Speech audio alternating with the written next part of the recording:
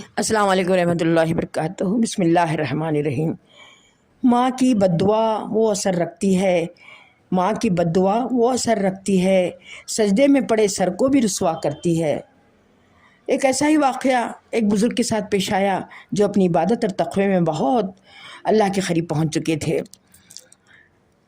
ایک بار ایسا ہوا کہ ان کی والدہ کسی شدید ضرورت سے ان سے ملنے کے لیے آئی، لیکن کمرہ چونکہ اونچائی پر تھا، وہ پہاڑ پر چڑھ نہیں سکیں اور نیچے کھڑی ہو کر بیٹے کو آوازیں دینے لگیں۔ کئی بار آواز دینے کے بعد جب بیٹے کا جواب نہیں آیا، جبکہ وہ بزرگ نماز کی رکعت باندھ چکے تھے اور چاہتے ہوئے بھی ماں کی آواز کا جواب نہیں دے سکے، تو ماں شدید غصے کے عالم میں بد دعا دیتی ہوئی جانے لگی کہ اللہ تجھے اس وقت تک موت نہ دے جب تک کہ تجھے کوئی زانیہ رسوا نہ کرے۔ شاید وہ قبولیت کی گھڑی تھی کہ چند دن میں ہی ایسا ہوا کہ ان کی عبادت گاہ کے قریب جنگل میں ایک چراواہ بکریاں چرایا کرتا تھا۔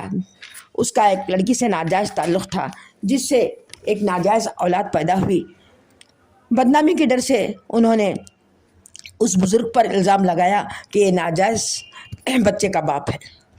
لوگ طیش میں آ گئے، انہوں نے ان کے کمرے کو ڈھا دیا اور انہیں زد و کوب کرنے لگے، تو وہ ان کو صبر کی تلقین کرتے ہوئے اس بچے کے قریب آئے اور بچے کے پیٹ پر انگلی رکھ کر کہا، بیٹا سچ بتانا تیرا باپ کون ہے؟ اللہ تبارک تعالیٰ نے انہیں آزما لیا تھا اور ماں کی بد دعا کو پورا کر دیا تھا۔ اب ان کے مرتبے پر اللہ نے بچے کو گواہ بنا دیا اور بچے کو قوت گواہی عطا فرما دی۔ وہ بچہ بول اٹھا، میرا باپ فلاں چراواہ ہے۔ لوگ حیرت زدہ رہ گئے۔ تب انہوں نے کہا، یہ میری ماں کی بد دعا تھی جس کو میرے رب نے میری زندگی میں پورا کر دیا۔ ویسے میں ماں کا نافرمان بیٹا نہیں ہوں۔ شرک کے بعد اگر کوئی بڑا گناہ ہے تو وہ ہے والدین کی نافرمانی۔ والدین کو دکھ دینے والوں، سن لو ان کے ہائے تمہاری قیامت تک آنے والی نسلوں کو کھا جائے گی اور شاید کلمے سے بھی محروم کر دے۔ حضور اقدس صلی اللہ علیہ وسلم کے زمانے میں ایک علقمہ نامی صحابی رضی اللہ کا جب انتقال ہونے لگا تو ان کی زبان سے کلمہ جاری نہیں ہو رہا تھا۔ حضور پاک صلی اللہ علیہ وسلم نے فرمایا کہ اگر ان کی والدہ زندہ ہے تو بلاؤ۔ جب وہ آئیں تو آپ صلی اللہ علیہ وسلم نے ان سے کہا کہ تم اپنے بیٹے سے راضی ہو؟ تو اس نے سر نفی میں ہلایا۔ آپ صلی اللہ علیہ وسلم نے پوچھا کیوں؟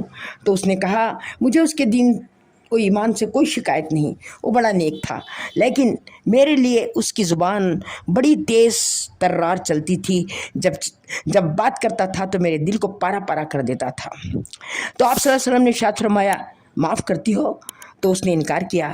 آپ صلی اللہ علیہ وسلم نے فرمایا، تو پھر اس کو اپنی آنکھوں سے جلتا ہوا دیکھ لو، کیونکہ مرنے کے بعد تو اللہ تبارک تعالیٰ اس کو جلائے گی۔ پھر آپ نے صحابہ کو لکڑیاں جمع کرنے کا حکم فرمایا۔ آخر کو وہ ماں تھی، بے چین ہو کر اٹھی اور کہا، ہرگز نہیں، میں اس کو جلتا ہوا نہیں دیکھ سکتی، میں نے دل و جان سے معاف کر دیا، بس اتنا کہنا تھا۔ علقمہ رضی اللہ تعالیٰ کی زبان سے کلمہ جاری ہو گیا۔